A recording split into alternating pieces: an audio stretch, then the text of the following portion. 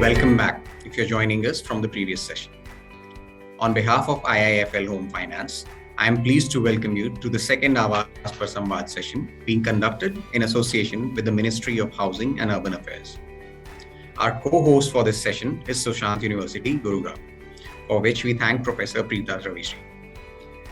We at IIFL Home Finance are committed towards creating an ecosystem for green affordable housing through our various initiatives and are proud to extend Government of India's initiative Awas Par Samvad to all of you.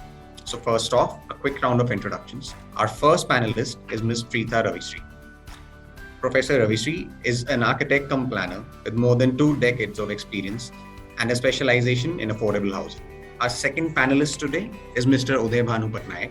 Mr. Patnaik is a graduate of the School of Planning and Architecture, New Delhi, an architect with keen social and cultural sensitivity. Our final panelist today is Mr. P.V. Sajan. Mr. Sajan is an architect by education and practice and has been trained and mentored by none other than the master himself, architect Laurie Baker. The topic of discussion for today's session is the role of indigenous housing technologies in transforming Indian construction sector using local materials and practices. So Preetha, let us open the conversation today with you. You have extensive experience in this domain. How do you think are indigenous housing technologies relevant to the quality of life of local people? Indigenous architecture, when we say it, refers to the craft of building and shelter construction, which is very spontaneous, very environmentally conscious and community based. And this is something that disregards architects and the design standards. It reflects the technological and cultural nuances of the indigenous societies and environment. The style could be a Pakka housing or a Kacha housing, but it both reflects the community, that region, and it is very much that reflects the characteristics of the contextual. So now when we come to the Indian construction sector, we see there are a lot of technological improvement in the construction field around the world has taken place, especially in places like China, Singapore, Indonesia. But in comparison to them, India is still lagging behind. In the past 60 to 70 years, if we see, there is no significant development in the construction processes or the building materials that has been employed in the present market. Though there are various innovative technologies that incorporate renewable building materials and efficient construction procedure, the awareness and usage of it is very limited. What is required is to involve the community, because if we see, we always say people are the architects of their own houses. So it is important that and they have their own resources, they have their own style. So if we involve the community, the acceptance of the project and building those projects becomes much easier, and it becomes feasible also. Thank you so much for that, Preetha. Uday, I want to take this to you from here. In your experience, you have practiced all over the country, all the way from Gujarat on the west coast to Odisha on the east coast. How has your experience been? And a lot of times you have a body of work which goes from disaster management to resiliency, right? So what's your take on this? We all started in school with this wonderful concept of Laurie Baker, and we tried to sell this idea to a lot of people.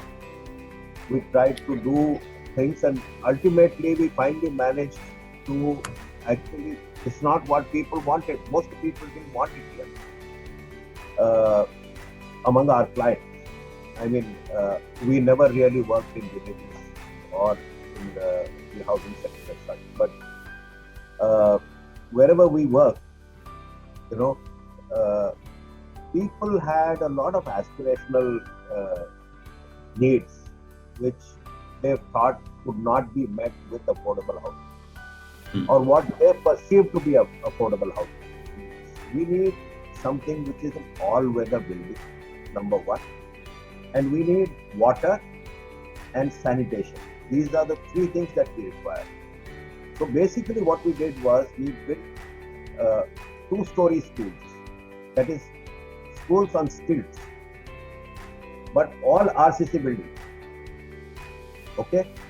We built all RCC buildings simply because they were the one thing which was sustainable over a long period of time. And even now they are surviving. It's now 20 years since we built those schools. The basic idea was that you put up a school. Governments were anti putting up schools of their own for this reason that, they said, they always think when you've given something for free, people think it's of no use. The government will come and look after. So we took a step here and we said that let's build a 2-story school. The school would be on the upper floor. The lower floor will be completely stilts and we'll provide a plinth.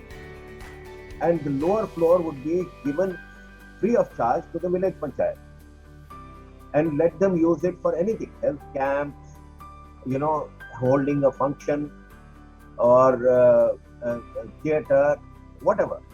So that idea somehow clicked and it picked up, and over 4 years we built about 2,600 schools.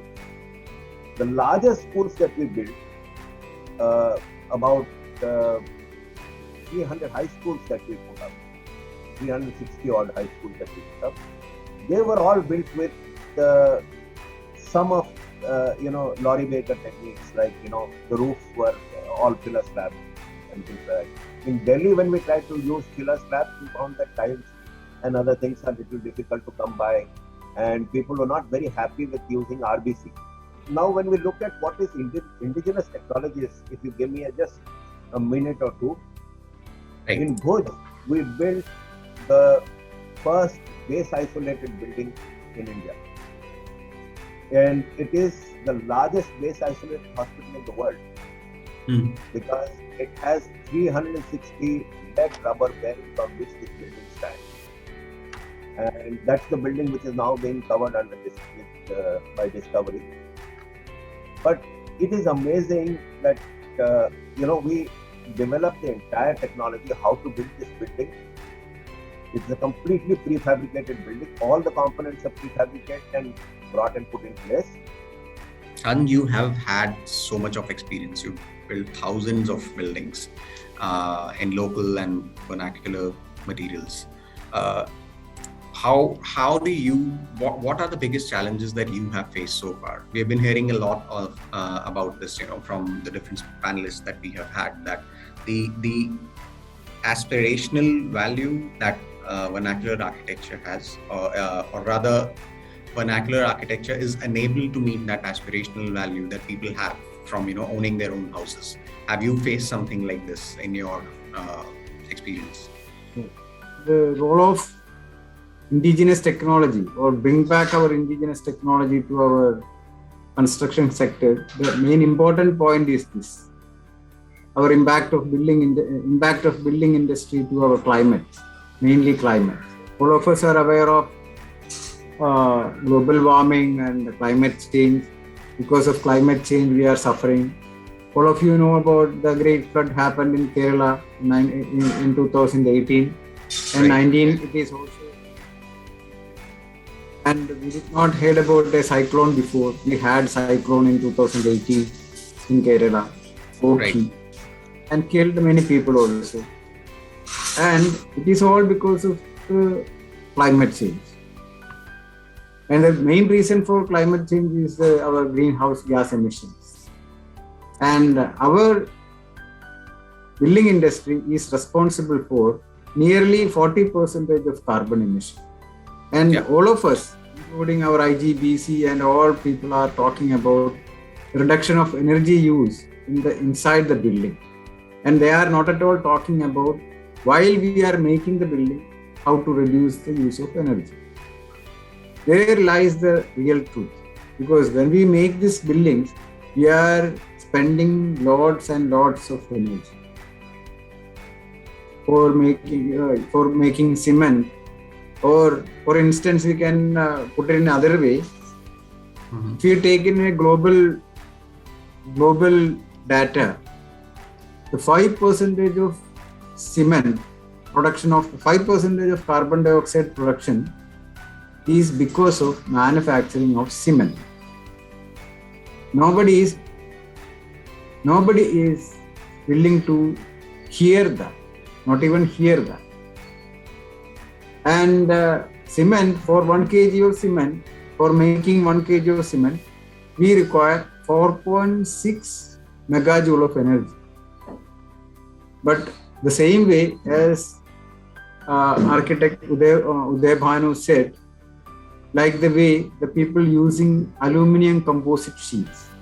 For 1 kilogram of cement, we need 4.6 megajoule of energy.